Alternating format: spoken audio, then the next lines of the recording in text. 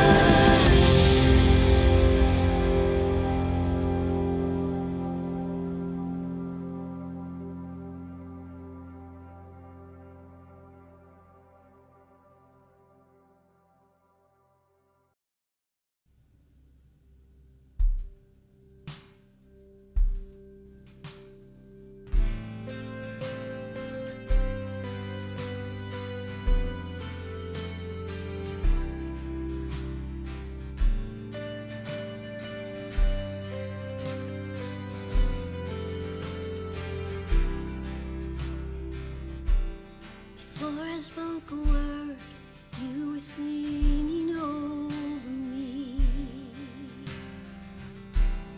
And you have been so, so good to me. Before I took a breath, you breathed your life in me. And you have been so, so kind to me. Oh, the overwhelming, never-ending, reckless love of God.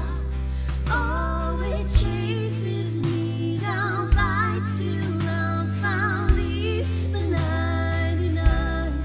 I couldn't turn it, I don't deserve it, still you give yourself away. Oh, the overwhelming, never-ending, reckless love of God.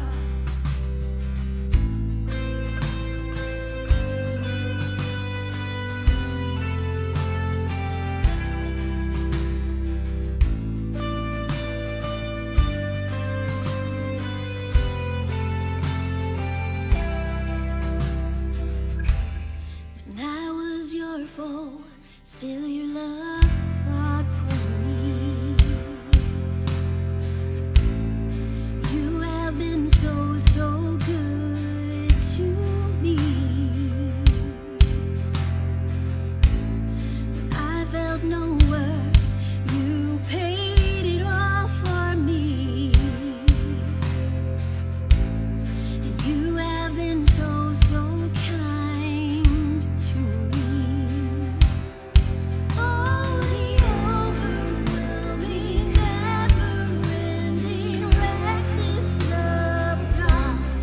Oh, it chases me down, fights till I'm found, leaves the 99. I couldn't turn it, I don't deserve it, still you give yourself away. Oh, the overwhelming, never-ending, reckless love of God.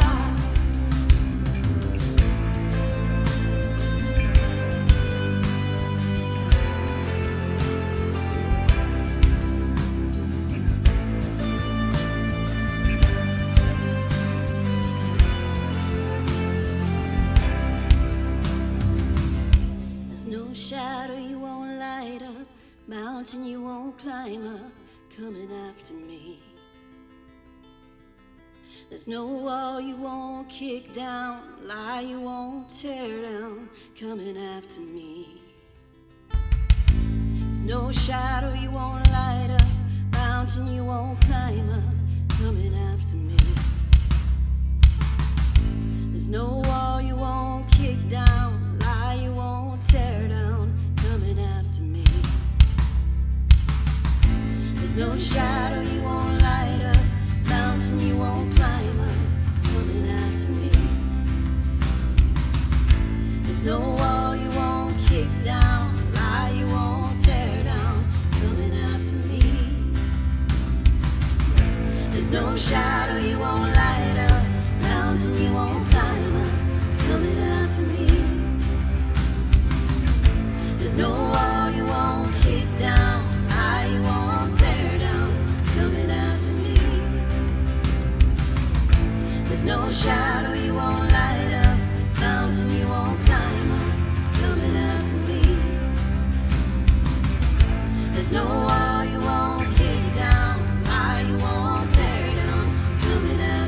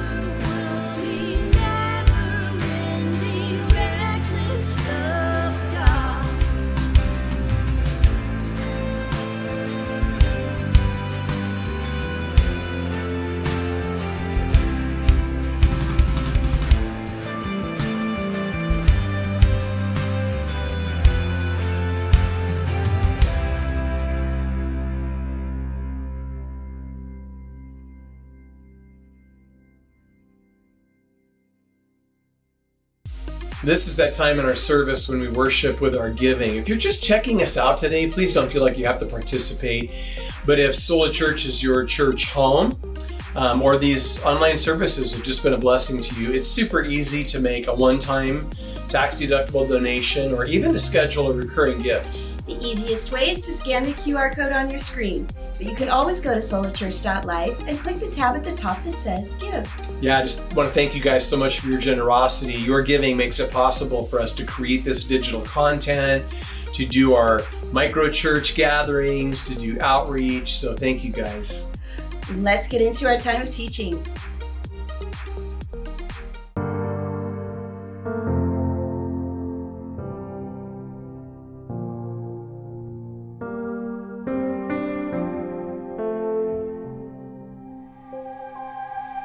So Stephen King, the esteemed theologian Stephen King, he said, I like to scare people and people like to be scared. Is that true? Do you like to be scared? I mean, throughout life, when we're kids, we tell scary stories and we ride scary rides and we watch scary movies. Anybody like scary movies? Yeah, and like when I was growing up, there were different things that just terrified me on the screen. For example, the night I saw The Wizard of Oz, I was probably 5 or 6 years old the first time I saw The Wizard of Oz. And I walked in my sleep that night. And my parents couldn't get me to snap out of it. It's kind of like you see in a movie where they have to splash cold water in somebody's face. They literally resorted to cold water to my face. I thought I was Dorothy, and the witch was after me. So, oh man. And then as a teenager, I saw Jaws. Oh, that was in the theater. That was when the lines were wrapped around the theaters to see the movie Jaws.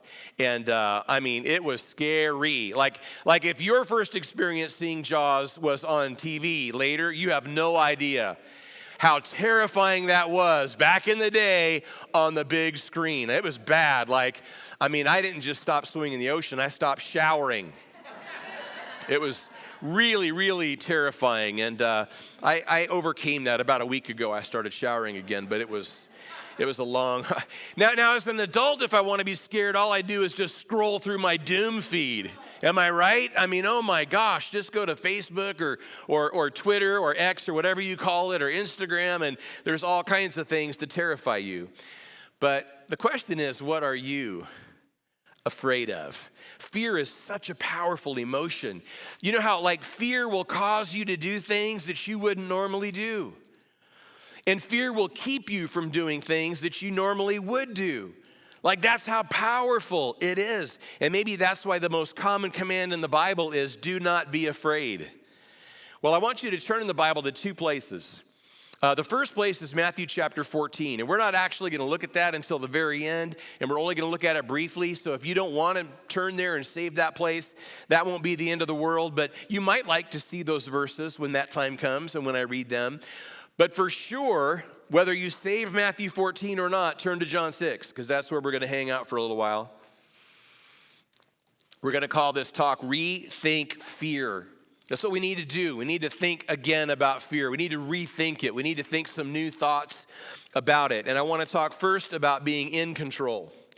So look with me at verse 15. John 6, verse 15, it says, therefore, when Jesus perceived that they were about to come and take him by force to make him king, he departed again to a mountain by himself alone. And when evening came, his disciples went down to the sea, got into the boat, and went over the sea toward Capernaum, and it was already dark, and Jesus had not come to them. Then the sea arose because a great wind was blowing. So when they had rowed about 3 or 4 miles, they saw Jesus walking on the sea and drawing near the boat, and they were afraid. But he said to them, it is I. Do not be afraid. And then they willingly received him into the boat, and immediately the boat was at the land where they were going. So let's talk about Jesus' approval ratings. You know how during an election cycle, before and after, they're always talking about the approval ratings of the candidates or whatever.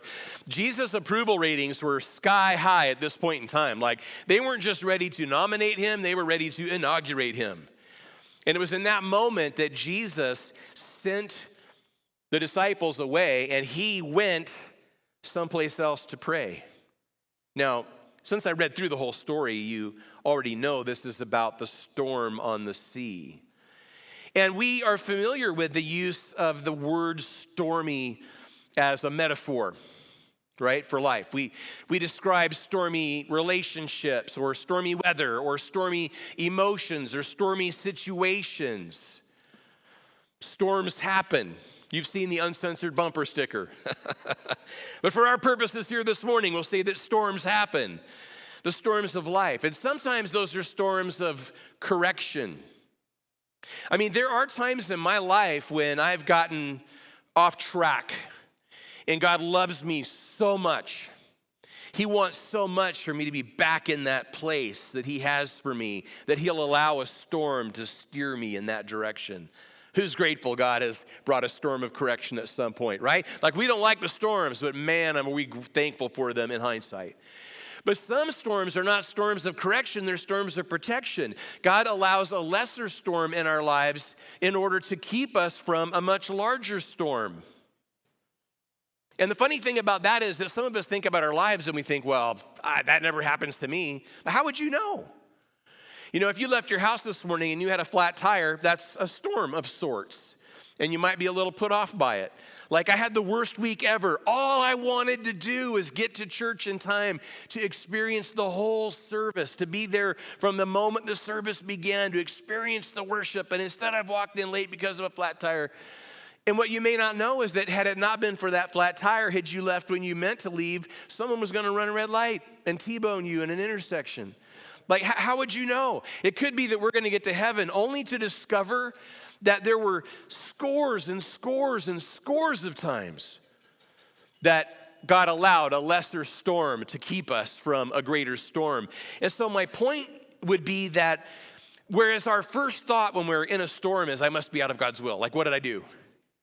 But often we're not in a storm because we're out of God's will. We're in a storm precisely because we're in God's will.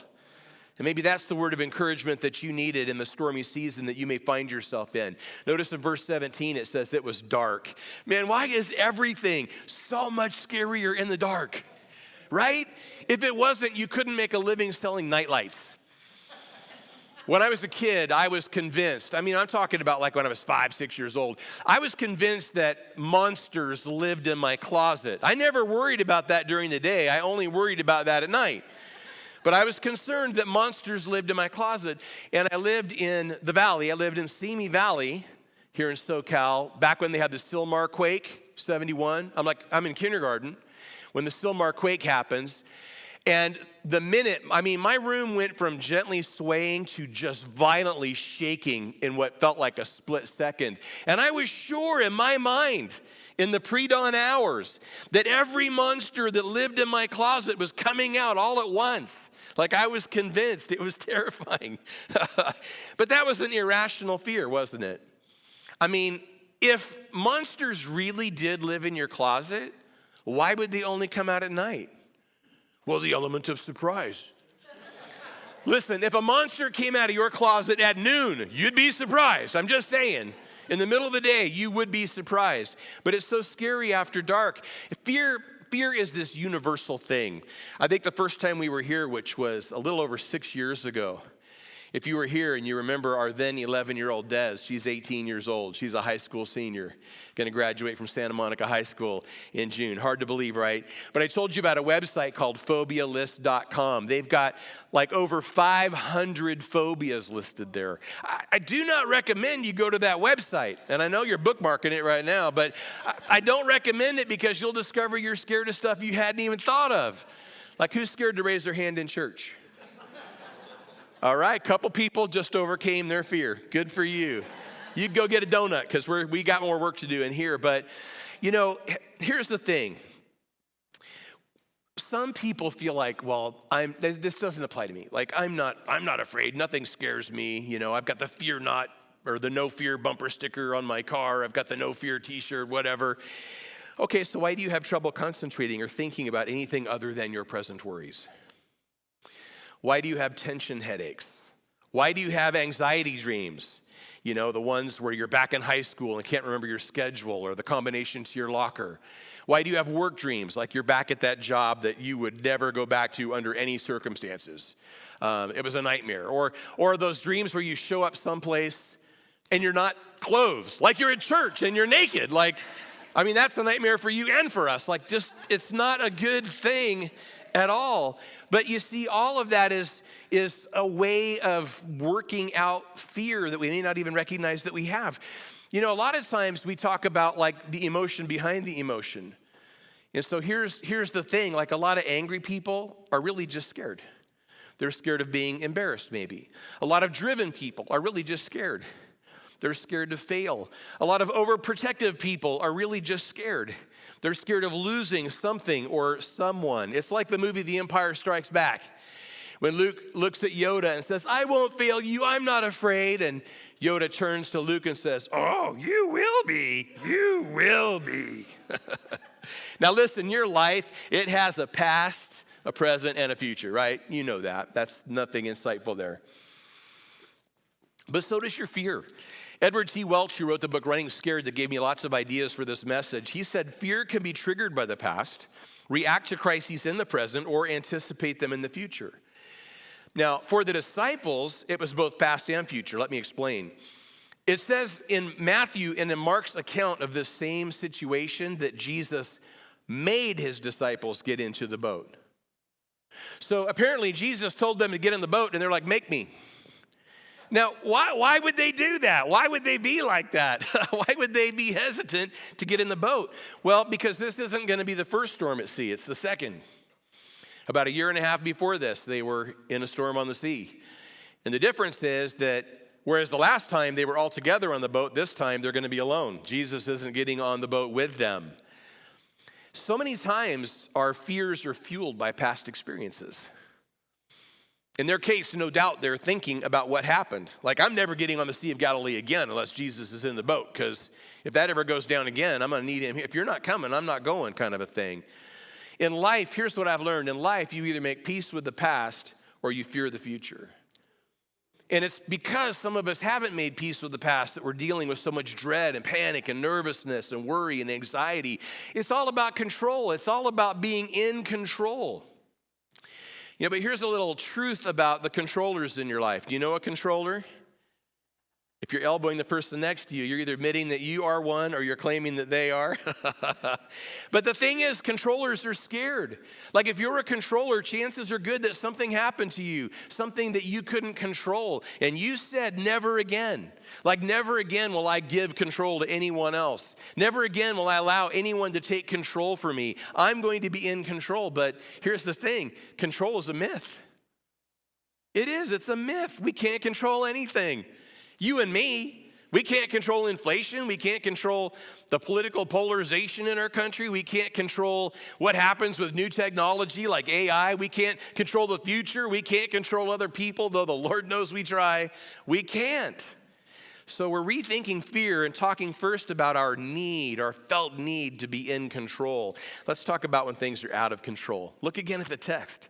We're going to read again verses 18 and 19 before we talk about them. It says, then the sea arose because a great wind was blowing. So when they had rowed about 3 or 4 miles, they saw Jesus walking on the sea and drawing near the boat, and they were afraid. Now, the sea is the Sea of Galilee, which, as you may know, is nearly 700 feet below sea level. And it's surrounded by hills. So what happens is, this atmospheric change where cold air comes over the region and the warm air rises and the cold air descends, and you have these sudden storms on the sea. I got caught in a storm like this on Lake Ray Hubbard in North Texas when I was a kid. My dad had access to a sailboat one summer and taught himself to sail by reading a book. And let me say, we had some good times on Lake Ray Hubbard. This was not one of them. Because when that storm hit, there wasn't anything he read in that book that was going to help us. And it was terrifying. Long story short, we made it in, but I really wondered at one point whether we were going to make it in or not. So, you get these sudden storms on the Sea of Galilee. Now, here's the thing. Matthew and Mark tell us that at this point in our story, they were in the middle of the lake when the weather started getting rough. The tiny ship was tossed. If not for the courage of the fearless crew. Come on, San Marcos. Now, that's kind of weak. I mean, some of you made an effort, but I know you can represent North San Diego County better than that. If not for the courage of the fearless crew. All right, that's pretty legit. We're going to give you props on it. Give yourselves a hand. That was pretty good right there. But it wasn't even just the wind. Matthew tells us that it was the waves, too. So we were talking about the tenses of fear, right? And how fear of the future could be based on fear from the past. But now we're talking about fear in the present. Like what was irrational moments before is perfectly rational now. And I can't help but wonder if they were mad at Jesus. Like he's the one that put them in this situation without being there to help them from their perspective in that moment. So they're probably mad. They're on the surf and he's over there on the turf. Like what's up with that? And this is kind of what fear does. Fear blames. You know, the fear of death is a real thing, isn't it? There's this other website that I don't know if I've ever talked to you guys about, but it's a website called deathclock.com. You ever go there for good times? Like you go to deathclock.com and it will predict the date of your demise. You've got to enter a little bit of information about yourself, your date of birth, and I think it asks a few questions about lifestyle and whatnot, and then it predicts the date of your death. And so when I did it, it said that I would die September 20th, 2038. That's only 13 more years. I'm getting older. There's no denying that, but I'm kind of hoping for more than 13 years. But then I noticed something. I noticed that, you can choose whether you want the normal forecast, which is what I got, or whether you want the sadistic forecast. So I just shut the computer down. No, you know I had to see what the sadistic forecast was, right? Aren't you curious to know? You want to know what it told me? It told me that I'm going to die September 20th, 2001. 24 years ago, 23. I mean, some people would say that explains a few things. I don't know what your thought is about that, but but that's not even the end of it. When that came up, all of a sudden, boom, there's a pop-up window. And you know what the pop-up window had the nerve to say to me? The pop-up window said, I am sorry, but your time has expired. Have a nice day. Have a nice day. Like that ship has already sailed. So, for us, it's not so much fear of what's going to happen after we die, right? As people of faith, we understand that we are embodied spirits. The way Paul describes it, life is sort of like tent camping, and death is sort of like breaking camp. There's actually a beauty about that when you think about it. As a follower of Jesus, I know that I'm forgiven. I know that I'm going to go to be with the Lord. So for us, it's not so much fear of what happens after we die, but a little bit of fear about how we're going to die, which is why we play games like how would you rather die games. Would you rather die in this way or that way or in this or in that situation? It's why we have euphemisms for death, like someone passed, departed, they're no longer with us. Still, the fact remains the same. As George Bernard Shaw famously said, the stats on death are quite impressive. 1 out of 1 dies. That's true. So it says in verse 19 that they were afraid. In fact, in Matthew and Mark, it tells us that they thought it was a ghost. When they saw Jesus walking across the water, they thought it was a ghost. That's like so Scooby-Doo, isn't it? This ghost coming across the water. But you have to understand that to Jewish people, the Sea of Galilee was something like the abyss. They had legit, by legit I mean that not that it was rational, but that it was real to them. They had a very real fear of the sea. And they did think of it as being a place where demons could be found. And you'll remember the story where Jesus cast the demons into the herd of pigs and they had rushed into the Sea of Galilee. So it's possible that in the minds of the disciples, Legion was coming for them to get their revenge. So we've gone from, irrational fear to rational fear and back to irrational fear again. It says, we have a timestamp. It says that it was evening in verse 16, which in John's gospel would mean that it was about 6 p.m. When this episode started. But then when Jesus comes to them, according to Matthew and Mark, it was the 4th watch, which would refer to a time frame between 3 a.m. and 6 a.m. So my point is that they had pulled an all-nighter. This didn't happen over the course of a few minutes. This 9 or 12 hours must have felt like a lifetime, like an eternity. Why the delay? Well, to teach them about control. It's all about this confusion that we have around the control issue. In the first point, we were basically learning that just because I think that I'm in control doesn't mean that I am. I'm not. But in this second point, we're learning that just because life is out of my control doesn't mean that it's out of God's control. Is it out of control? Yes. But whose? It's out of my control. It's not out of His. That is a very important thing for us to remember. And so God is wanting to teach us about control too. That just because your life is out of control doesn't mean that you have to be afraid. When he walks out, when she walks out, when the doctor calls, when the layoffs are announced, when foreclosure seems imminent, we think that because life is out of control, it's out of God's control. That just because we can't handle it, God can't handle it. That God's not paying attention or that He doesn't care. And as long as we think that way, we're going to struggle with fear. So remember, we're rethinking fear, right? We're thinking about it again and thinking new thoughts about it. We've talked about being in control, and we've talked about being out of control. Now let's talk about being under control. So back to the text. We're going to look again at verses 20 and 21. But Jesus said to them, "It is I, do not be afraid." Then they willingly received him into the boat, and immediately the boat was at the land where they were going. Now, remember I asked you before, what are you afraid of? And I told you that the most common command in the Bible is do not be afraid. It appears over 300 times. That is really significant. Of all the commands in the Bible, that's the most oft repeated one, and that many times. But you know, when Jesus says, "Do not fear, it is I," the words "do not" don't help.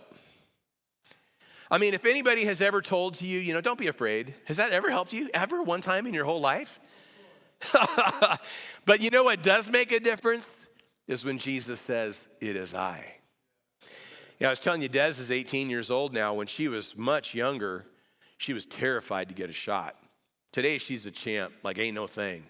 But when she was little, man, I mean, it was like a world war to get her to the doctor's office to get, a vaccine of some kind. And this is long before that was controversial. This is just normal stuff we're talking about here. She did not want any part of that. She did not want any part of that. And so here's the thing, like if we told Des, Des, don't worry, don't be afraid, that never helped her. But when I said, "What if I go in there with you? What if I hold your hand? Would you like that? Would that help?" She's like, "Yeah." So we went in together.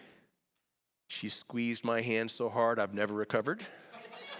And you know what? She did it. She got through it. Des, don't be afraid. Didn't help. Des, it is I. Helped.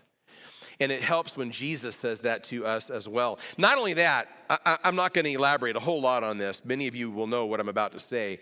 When Jesus said that, when he said, "It is I," it's as if he were reminding them of the name of God, I am. And also a way of saying, I am all that. Like, I've got everything under control. Now, here's where I want to turn your attention very quickly before we're done to Matthew chapter 14. If you did save that place before, you could flip and look at it quick. If not, just listen to me read several verses. This is Matthew's account of the same occasion.